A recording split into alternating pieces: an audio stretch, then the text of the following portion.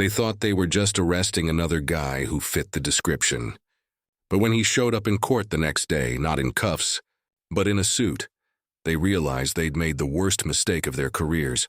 It was just after 9 a.m. when the call came through dispatch. Black male, mid-30s navy jacket, suspected in a vehicle break-in on Madison Avenue.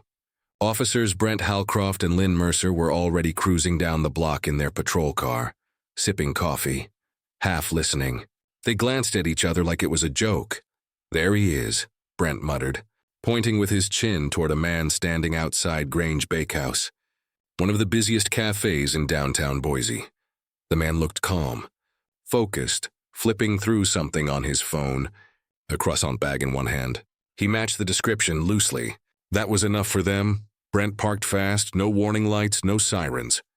Lynn was already out of the vehicle before the tires stopped rolling. She shouted, "Hey! Hands where I can see them." The man, Kenton Miro, looked up, startled but not panicked. "Excuse me? You fit the description of a suspect." "Don't move," Brent added, stepping closer with his hand near his holster. "I'm standing outside a bakery," Kenton replied, puzzled. "Waiting for my driver." Lynn rolled her eyes. "We'll clear it up at the station." Kenton barely had time to respond. Brent grabbed his arm and spun him around. "You're resisting now," he said, loud enough for bystanders to hear. The crowd started watching. Phones came out. Kenton didn't resist. He said nothing more. He looked down at the sidewalk as they tightened the cuffs on his wrists. Lynn smirked. Funny how they always get mouthy until they see the cuffs. Probably another guy with a fake LinkedIn page and some story about his credentials, Brent added, laughing. They didn't read him his rights. They didn't ask for ID. They didn't check his phone or the shopping bag that clearly had a receipt inside. They just shoved him into the back of the patrol car and pulled away, already joking about the report they'd have to file later. Inside the cruiser, Kenton stared straight ahead, silent. "You got anything to say?" Brent said over his shoulder. Kenton's voice was calm. "I want my phone call." Brent made a face. "You'll get it after booking." But something in Kenton's tone, measured, patient, almost indifferent, put a crack in their confidence. Not enough to stop them. Just enough to make Brent look back again through the mirror. Kenton wasn't scared. He wasn't rattled. And he wasn't done. At the precinct, booking was slow. The desk officer, a guy named Rob Tesh, blinked twice when he saw the man being walked in. Guys, you sure about this one?" Brent waved him off. "Fits the call." "Car break-in." "He was loitering," Lynn added. "He was standing outside a bakery with a pastry bag and a phone," Kenton said quietly. Lynn stepped in. "Are you doubting a field call, Tesh?" Rob frowned, hesitated, then took Kenton's info. He looked at the screen, then did a double take. "This address." "I'd like my call now," Kenton said again, gently interrupting. Brent raised his eyebrows. "Who you gonna call, lawyer buddy?" "No," Kenton said. "The Attorney General's office." Brent laughed like it was the funniest thing he'd heard all week. "Sure, tell him we said hi." They walked away, but Rob Tesh didn't laugh. He was still staring at the screen, and that's when everything started to shift. What Brent and Lynn couldn't see coming was just how far out of their depth they already were. The holding cell was cold, not freezing, but that kind of steady cold that sinks into your wrists when you're still cuffed. Kenton sat on the bench, not slouched, not stiff, just steady. He was dressed sharp, even in jeans and a jacket. Polished boots, clean lines. Everything about him said control, even now.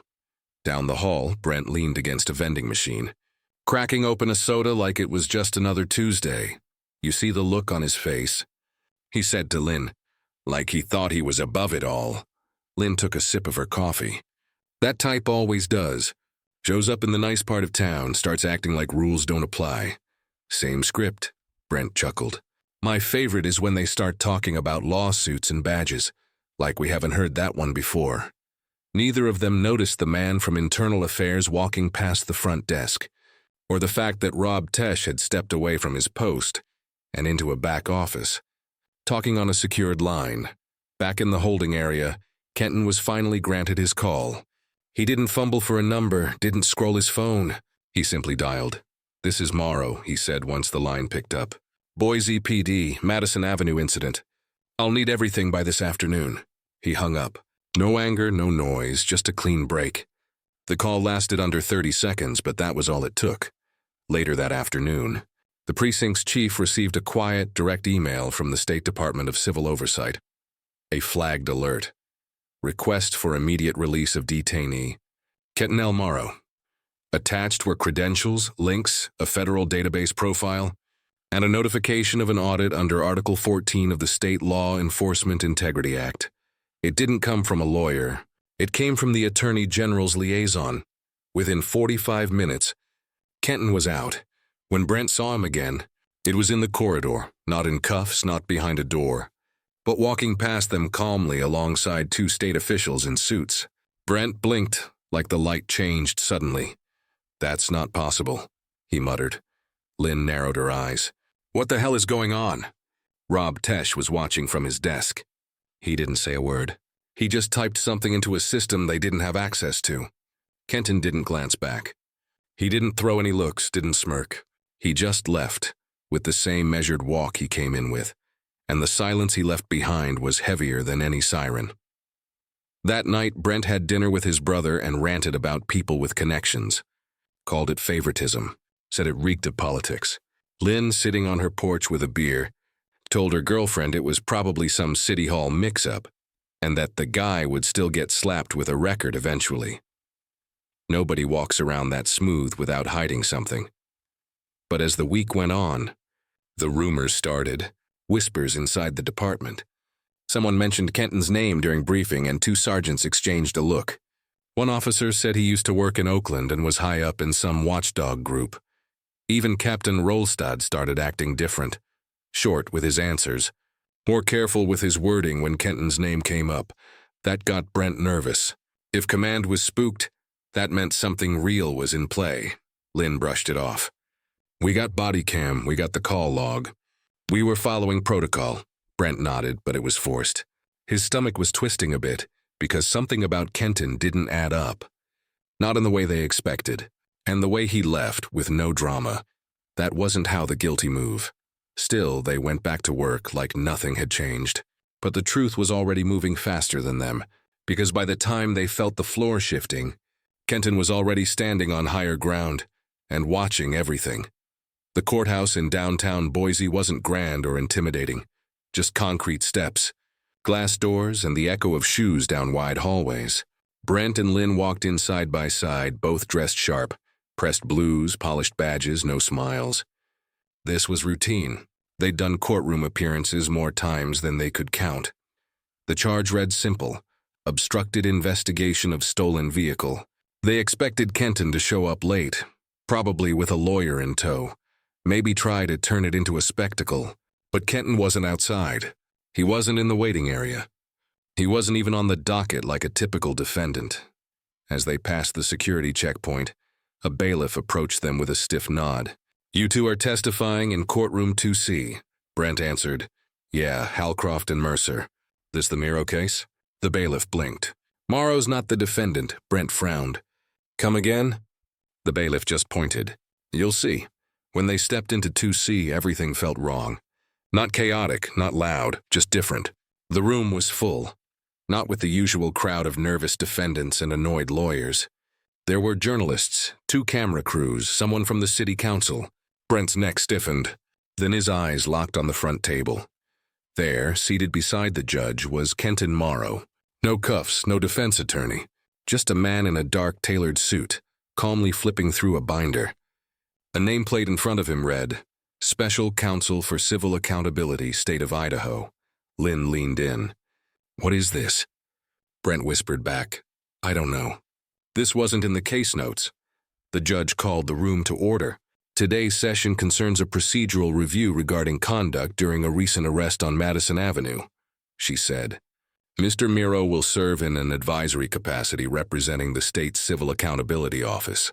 Lynn's jaw twitched. Brent looked like he'd been slapped. Without warning, Kenton didn't look their way, not once. He simply sat back as the judge turned to the front bench. "Officers Halcroft and Mercer, please approach." They moved stiffly, no longer in control. Every eye in the room was on them, but not the kind they were used to. This wasn't admiration, it was scrutiny. The judge asked, "Can you walk us through the reasoning behind your decision to detain Mr. Morrow?" Brent cleared his throat. "We received a dispatch call. Black male, navy jacket. Mr. Morrow had no prior criminal record." The judge interrupted. "No history with your department? Was ID checked before detainment?" Lynn replied, "He fit the description and he didn't comply when we gave commands." Kenton didn't look up, but he did click his pen once, slow and deliberate. The judge turned to him. "Mr. Morrow, do you have any clarifying points?" He looked directly at them for the first time. "In my line of work," Kenton began, voice steady, "I've read hundreds of reports that start the same way. Vague descriptions, unchecked assumptions. And over time, those patterns tell a story. The badge doesn't protect you from—" Lynn opened her mouth to interrupt, but Kenton raised a finger. Not to her, to the judge. "I'd like to enter a motion to suspend direct testimony. Today, internal review has been authorized. A hearing will follow in 2 weeks." The courtroom went still. The judge nodded. "Granted." Brent and Lynn didn't say a word. They stepped back, numb. Kenton gathered his binder, closed it quietly, and stood. He didn't look triumphant. He didn't gloat. But his presence was heavier than any argument they could have made. And when he walked out, the press followed. Brent's hands were shaking. Lynn whispered, "What the hell is happening?" But deep down, both of them already knew. Because that wasn't a courtroom loss. That was the opening move. And Kenton had just flipped the board. Before Boise, before the suit and the title, Kenton Morrow was just another kid trying to keep his head down in Bakersfield, California. His mother, Deirdre Morrow, worked night shifts at Mercy Hospital, and his father, when he was around, painted houses and rarely stayed long enough to leave anything but cigarette smoke and silence behind. By 12, Kenton had already learned to navigate 2 worlds. One at school, where he aced spelling bees and science fairs, and one outside where he kept his eyes low when patrol cars rolled by. He wasn't loud, he wasn't flashy, but he watched everything. One day in 8th grade, a teacher accused him of stealing a calculator. No one else was questioned. His locker was searched. Nothing was found. He said nothing then, but he never forgot how easily adults accepted suspicion when it was pointed at him. It wasn't rage that fueled him. It was the pattern. At 17, he earned a scholarship to UC Davis, majored in political science, and wrote essays that cut through the noise. He didn't yell, he just laid out the facts, clean, sharp, precise. In a room full of opinions, he made silence feel like a verdict. Law school followed, Stanford. He got in without connections, without favors, just grit and focus. While others chased corporate firms and paychecks, Kenton interned with a public accountability unit in Alameda County.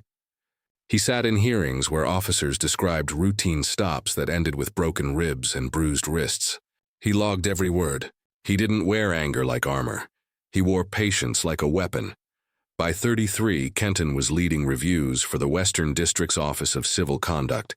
Quietly, case by case, he built a reputation. Not a flashy one, not the kind that made headlines, but the kind that made departments nervous. He moved like a lawyer, thought like an analyst, and carried himself like a man who already knew what you were hiding. Boise was his first appointment as special counsel for civil accountability, a position created after years of lobbying by watchdog groups who were tired of internal affairs cleaning their own house. Kenton was handpicked by the state board, vetted quietly, confirmed, and he kept a low profile on purpose. He didn't tweet. He didn't lecture. He showed up. And that morning outside the bakery, that wasn't the first time he'd been profiled, but it was the first time it happened after his appointment. That mattered because for once he wouldn't have to file a complaint. He was the complaint. He didn't want revenge. That was too small for the work he was doing. He wanted the truth on paper. He wanted patterns exposed. He wanted departments to know they were being watched, and not just from within. After the incident, he didn't call a news outlet. He called a judge. Then he called the Office of Personnel Audits. His badge wasn't brass. It was legislative, and it gave him authority to request files, pull records, and open up cases that had been closed for years. That's why Brent and Lynn were on edge. It wasn't about one arrest, it was about all of them. Because Kenton wasn't just some lawyer they cuffed by accident. He was the one person in the state with the clearance and the motive to open their entire record. And he didn't need to raise his voice to do it. The precinct felt different. Not louder, not busier, just tense. Brent Halcroft noticed it first when he walked into the break room and conversations stopped. Not the kind of silence that happens when you interrupt a joke, the kind where people don't want to be heard saying the wrong thing. He opened the fridge, grabbed his lunch, and tried to act like he didn't notice, but something was off. Lynn Mercer caught on a few hours later. She passed a conference room and spotted Lieutenant Schaffer speaking in hushed tones with two men in suits. Neither wore department badges. One had a leather folio tucked under his arm, the kind federal guys always seem to carry. She slowed her pace, tried to catch a name. They stopped talking the moment she came into view. That night, Brent got a call from his cousin, also a cop over in Twin Falls. "Hey, you didn't cuff some guy named Morrow last week, did you?" His cousin asked. Brent's stomach dropped. "Why?" "Because his name's bouncing around like wildfire. State Audit Board, some kind of oversight authority. Whole precinct over here is watching their reports like they're about to get audited next." Brent laughed, but it sounded forced. "Nah, it's fine. Just a misunderstanding. Guy got mouthy. We cleared it. But the lie didn't even feel convincing to him anymore. 2 days later, the captain called them in. Not a casual meeting. Not a swing-by-my-office moment. Formal request. Full uniform. Paper trail. They stepped inside the captain's office and saw the same two suits from the hallway sitting across from his desk. Officers Halcroft. "Mercer," Captain Rolstad began, his voice clipped. "This is Mr. Granger and Ms. Osai from the Office of Civil Accountability." Ms. Osai didn't smile. She didn't blink much either. "We are opening an internal review regarding an incident that took place last Thursday morning involving Mr. Kenton Morrow." Brent's face went blank. "We've already spoken on that. He was released. Case dismissed." "Nothing else happened," Granger chimed in. "The investigation goes beyond the arrest." Lynn straightened in her chair. "Excuse me? We're reviewing your history. Complaints, stops, reports filed, and those that were adjusted after the fact." Captain Rolstad shifted in his seat, then slid a manila folder across the desk. "You'll receive subpoenas to appear at the review hearing in 2 weeks." Brent opened his mouth, but nothing came out. Lynn swallowed hard. "Are we being accused of something?" "Not yet," Granger said. "That's what the hearing is for." The next morning, an email landed in both of their inboxes. Subject: Case Review Summary prepared by Special Counsel K. Morrow. It had attachments, lots of them. Old stops, body cam timestamps, civilian statements, things they thought no one would piece together. Brent's hands hovered over his keyboard for a full minute before he could bring himself to click. He opened one file, a stop from 3 years ago. A man named Julian York, pulled for a broken taillight. Detained for noncompliance. Charges dropped. The body cam footage was listed as not uploaded. The statement from York said he'd been slammed against his car after asking for a supervisor. Brent remembered it, not clearly, but enough. He closed the file, chest tight. Lynn messaged him. "Lynn, they're going to make this look like a pattern." "Brent, it is a pattern." There was a pause before she replied. "Lynn, we followed protocol, but even she didn't sound sure anymore because Kenton wasn't just coming with one story, he was bringing receipts." And Brent and Lynn were finally realizing this wasn't a cleanup. It was an autopsy. The review hearing wasn't held at the precinct or the courthouse. It took place in a neutral municipal building off Fairview Avenue, the kind of space used for zoning meetings and forgotten city business. But this day, every chair in that gray-walled conference room felt electric. Brent Halcroft adjusted his tie 3 times before walking in. Lynn Mercer sat in the hallway, flipping through a thin folder, though she hadn't read a single page in 20 minutes. They weren't alone. At least a dozen people sat around the table. Legal observers, a member of the city's ethics board, 2 from the state attorney's office. No uniforms, no familiar faces, no backup. At the head of the table sat Kenton Morrow. He didn't look angry, that would have been easier. He looked prepared. The chair next to him was filled by Ms. Osai, who opened the hearing with a flat voice. "This is a formal review under Article 14. Officers Halcroft and Mercer are present. Allegations concern abuse of discretionary authority and repeated misapplication of procedural stops." She turned to Kenton. Special counsel Morrow, you have the floor. Kenton didn't raise his voice, didn't lean in. He just opened his folder. This won't be about accusations, he said. It'll be about patterns. He placed a document on the table. Case 1, Julian York, stopped for a broken taillight. Detained for over 45 minutes. No charges. Report lacks any body cam footage. Lynn cleared her throat. That was 3 years ago. Kenton didn't even look up. Case 2, Alan Rivers, matched the description of a robbery suspect. Same precinct, same language used in the report. Also detained without probable cause. No charges. He slid another sheet forward. Case 3, same officers. Same phrasing, fit the description. Suspicious behavior. Non-compliant tone. Brent leaned forward. We respond to calls as they come in. We don't control the descriptions. But you control how long you hold someone, Kenton replied. You control whether you check IDs or ask questions before making assumptions. You control your tone, your language, and the number of times someone with no criminal record walks away with bruises and no apology. He pulled out a printed map marked with red pins. These are all the stops you two have conducted over the last 5 years. The pins weren't scattered. They formed clusters on specific streets in certain neighborhoods. Kenton continued, we compared your stop data to 3 other patrol teams. You average 42% more stops. 80% of those involve individuals from one demographic group. 90% result in no charges. Miss O's added quietly, that's not policing. That's profiling. Lynn's voice rose slightly. So what, we're on trial for doing our jobs? Responding to calls? Following protocol? You're not on trial, Kenton said, his voice still steady. You're in review. A review triggered because for once you stopped the wrong person. Not someone with less credibility. Not someone without recourse. Me. He paused, letting the words settle. I wasn't special that day. I didn't carry a badge.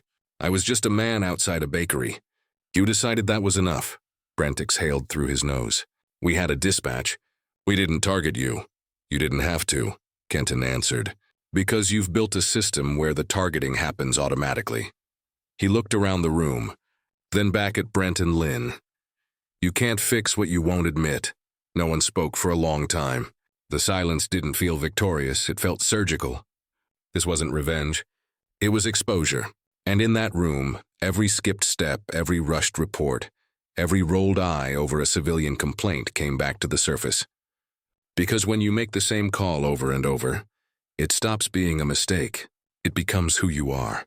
By the time the second day of the review began, Brent Halcroft was cracking.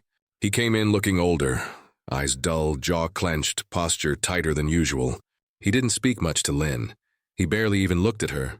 She was calm, or at least pretending to be. She wore the same defiance she always had, but something about her eyes gave it away. She was scanning the room too much, watching too closely. Kenton Marrow didn't bring fire and brimstone. He brought testimony. One by one they stepped in. Julian York, the man from the taillight stop, told his story. How he asked for a supervisor and ended up with a sprained wrist. How he filed a complaint that went nowhere. How he never heard a follow-up, just silence. Ellen Rivers, who had been mistaken for a robbery suspect while walking home with a grocery bag, recounted being thrown to the ground in front of his daughter. She hadn't spoken for days afterward. Brent shifted in his seat during that one. There were others. Not everyone showed up, but the ones who did didn't shout, didn't spit accusations. They just told what happened. That made it worse because Brent and Lynn couldn't poke holes in stories that simple, that human. Lynn crossed her arms tightly. We've seen the worst of people. We can't afford to hesitate when things match up. Kenton didn't respond right away. He looked at her like someone might study a structure before deciding where the fault lines were. Maybe the problem is what you consider a match, he finally said. Brent's voice cracked a little. You don't know what it's like to walk those streets every day. People lie to you, threaten you, run from you. It changes how you read things. Kenton gave a small nod. I don't deny that the job is hard. But when the same kind of face keeps paying for other people's mistakes, it stops being about danger. It starts being about comfort. Comfort? Lynn scoffed. Yes, Kenton said. The comfort of predictable assumptions. The comfort of never being the one on the ground. Brent's shoulders sank just slightly. Then Miss Ose opened another folder. 3 reports filed in the past 24 months show evidence of altered body cam footage uploads.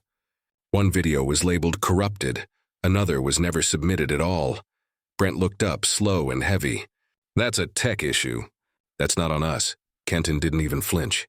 It wasn't on you the first time, or maybe even the second. But now we're on the 4th. For the first time, Lynn didn't have a response. The weight of their reports, footage patterns, it was starting to press against them in ways they hadn't prepared for. They were always protected, always insulated. But that shield was full of cracks now, and Kenton wasn't swinging a hammer. He was just holding up a light. One of the panel members leaned forward. A former officer herself. Do either of you acknowledge that your methods may have caused harm? Lynn stared at her, then at the table, then slowly said, "We've always done what we were taught." That sentence hung in the air. Kenton spoke low. "Then maybe it's time we start teaching something else. Because once you admit the cracks, you can't pretend the wall still holds." The final day of the hearing didn't begin with fireworks. No gavel slam. No raised voices.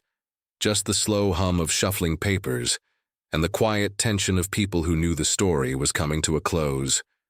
And not everyone would walk out the same.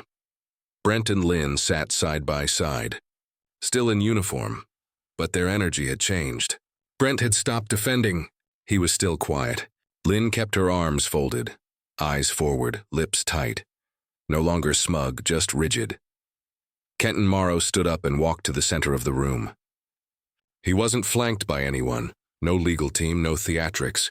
Just him and a folder, edges slightly worn from use. He placed it gently on the table. "I've said what I needed to say," he began. "You've heard from the people affected.